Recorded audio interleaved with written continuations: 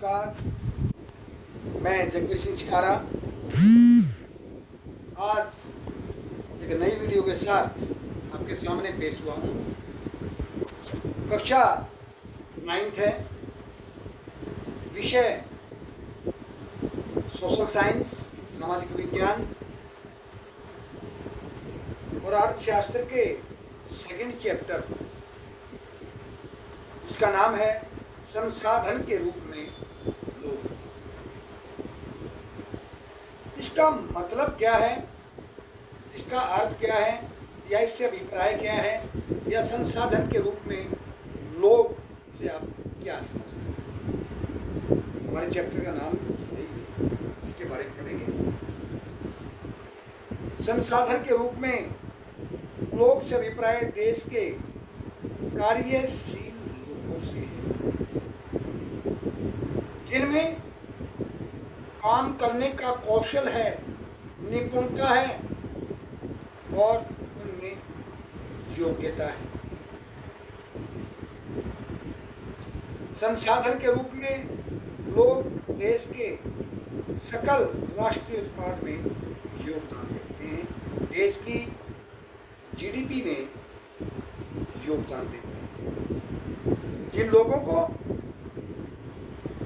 कार्य करने की जिनमें निपुणता है, कार्य करने की जिनमें योग्यता है, ऐसे लोग वस्तुओं का उत्पादन करते हैं और देश के आर्थिक विकास में, देश के सकल घरेलू उत्पाद में अपनी महत्वपूर्ण भूमिका निभाते हैं। उत्पादन के दूसरे साधनों की भांति जनसंख्या भी एक संसाधन है, जिसे मानव संसाधन कहा जाता है।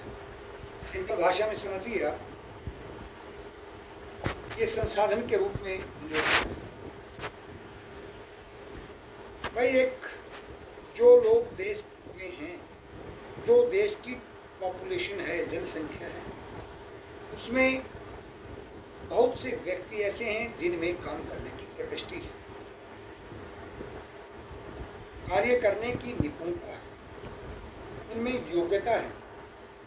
उनकी योग्यता से और उनकी निपुणता से वस्तुओं का उत्पादन होता है और वो वस्तु बाजारों में, देशों में जाती हैं, जिससे हमें काफ़ी विदेशी मुद्रा प्राप्त होती है, जिससे हमारी अर्थव्यवस्था मजबूत होती है।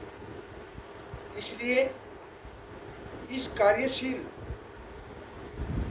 जो जनसंख्या है, उसे भी एक संसाधन के रूप में माना गया है। ऐसे ही हमारा अगला प्रश्न है, मानव संसाधन। मानव संसाधन भूमि और भौतिक पूंजी से कैसे भिन्न है। इंसान जो है, वो जो हमारी भौतिक पूंजी है और भूमि है, उनसे कैसे अलग है। देखिए भाई, एक छोटी बात है, छोटी बात में प्रश्न हाजिर हो जा रहा है कि मानव जो है वो भूमि का भी और भौतिक संसाधनों का भी, पूंजी का भी प्रयोग कर सकता है। वो अपने उपयोग में लाकर, जबकि जो हमारी जमीन है, भूमि है, और हमारे पास जो संसाधन है, वो मानव का प्रयोग नहीं कर सकते। मानव उनका प्रयोग कर सकता है, वे मानव का प्रयोग नहीं कर सकते। इसलिए मानव संसाधन जो है वह अन्य संसाधनों से सिंपल बात एक है, हम उनका प्रयोग कर सकते हैं, वे हमारा प्रयोग नहीं कर सकते। इसलिए मानव संसाधन के बिना भूमि और भौतिक पूंजी का कोई उपयोग नहीं रह जाता। मानव है तो संसाधनों का प्रयोग है, अगर मानव नहीं है तो संसाधनों का प्रयोग नहीं। इसलिए मानव संसाधन अन्य भूमि और भौतिक पूंजी से अलग है। मानव पूंजी निर्माण में शिक्षा की क्या भूमिका है? देखिए, बहुत अच्छी बात है, बहुत अच्छा प्रश्न है कि मानव को ऊपर उठाने में, उसके जीवन को बनाने में एजुकेशन जो हमारी शिक्षा जो है वो कहाँ तक सहायक है। मानव पूंजी निर्माण में भौतिक पूंजी की भांति एक प्रतिफल प्रदान करती है शिक्षा। अधिक शिक्षित या बेहतर प्रशिक्षित लोग, ज़्यादा पढ़े लिखे या अपने काम में जो ट्रेंड हैं, प्रशिक्षित हैं, उन लोगों की उत्पादकता दर अधिक होती है। एक आदमी को काम कम करना आता है तो उत्पादन कम करेगा, वस्तु की पैदावार उससे कम होगी। और जो आदमी शिक्षित भी है और अपने काम में निपुण है, वह कम समय में अधिक से अधिक वस्तुओं का निर्माण करेगा, उत्पादन करेगा। उससे उसकी अधिक आय होगी, वस्तु बढ़ेगी, वस्तु का उत्पादन ज़्यादा होगा तो आमदनी बढ़ेगी। वर्तमान समय में हम देख रहे हैं कि कुछ प्रतिष्ठित शिक्षण संस्थाओं में प्रशिक्षित युवकों को बड़ी बड़ी कंपनियां बहुत अधिक वेतन पर नौकरी देने के लिए उत्सुक रहती हैं। जो अपने काम में ट्रेंड हैं, अच्छी उनके पास हायर एजुकेशन है, उनको के लिए रोजगार के रास्ते हमेशा खुले रहते हैं।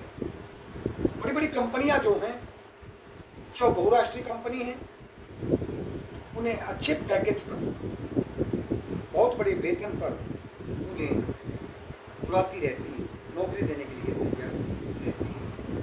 इसलिए मानव पूंजी निर्माण में शिक्षा की अहम भूमिका है। पढ़ा लिखा व्यक्ति हर कार्य को अच्छी तरह से करेगा, देश की अर्थव्यवस्था को मजबूत बनाने में उसके लिए विशेष सहायक होगा और हर कार्य को ठीक प्रकार से सोच समझ कर करेगा। और एक अच्छे आने वाले जो हमारा भविष्य होगा, नई पीढ़ी होगी, उसके लिए नए रास्ते भी शिक्षा के द्वारा ही तैयार। तो मानव पूंजी निर्माण में शिक्षा की बहुत अधिक महत्व है। उसके बाद एक प्रश्न और है, मानव पूंजी निर्माण में हमारे स्वास्थ्य की क्या भूमिका? भाई, आदमी कोई भी है, जब उसका शरीर स्वस्थ है तो वो हम हर काम को करने के लिए तैयार रहता है। अगर बीमार है तो क्या काम कर पाता है?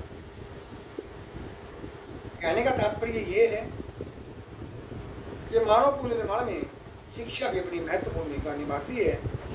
स्वस्थ लोगों की उत्पादकता दर भी अधिक होती है।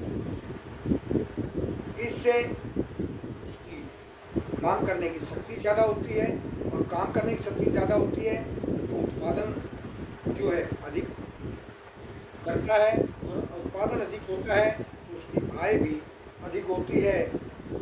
अधिक आय से न केवल समस्त लोगों को ही लाभ पहुंचता है, बल्कि समाज को भी अप्रत्यक्ष तरीकों से लाभ होता है और देश की अर्थव्यवस्था मजबूत होती है। स्वस्थ शरीर के अंदर स्वस्थ दिमाग का निवास है। इसलिए कहा है, पहला सुख निरोगी काया, दूसरा धन उपाय। जब इंसान का शरीर स्वस्थ है, हर काम करने के लिए इच्छुक है, हर काम को वो करेगा, उत्पादन बढ़ाएगा, देश की आमदनी बढ़ेगी। देश की आमदनी बढ़ने से सिर्फ उसको लाभ नहीं होता, उस व्यक्ति को लाभ नहीं होता, बल्कि पूरे समाज को उसका अप्रत्यक्ष तरीके से लाभ पहुँचता है और देश में वस्तुओं की कमी नहीं होती। किसी व्यक्ति के कामयाब जीवन में स्वास्थ्य की क्या भूमिका है। अंग्रेजी की एक कहावत है, हेल्थ इज वेल्थ। इस बात का एक अच्छा प्रमाण है, सबूत है। यदि व्यक्ति का स्वास्थ्य अच्छा है तो वह उत्पादन प्रक्रियाओं में लगकर देश के सकल घरेलू उत्पाद को बढ़ाने में अपना योगदान देगा। यदि व्यक्ति अस्वस्थ है तो वह स्वयं के ऊपर और अपने परिवार के ऊपर, अपने देश के ऊपर, समाज के ऊपर एक बोझ बनकर रह जाता है। उत्पादन प्रक्रियाओं में उसका योगदान न के बराबर होता है। कोई आदमी बीमार है तो वह बीमार व्यक्ति कोई कार्य नहीं कर सकता। उसके ऊपर जमा पूंजी जो है उसके इलाज पर खर्च होती रहती है।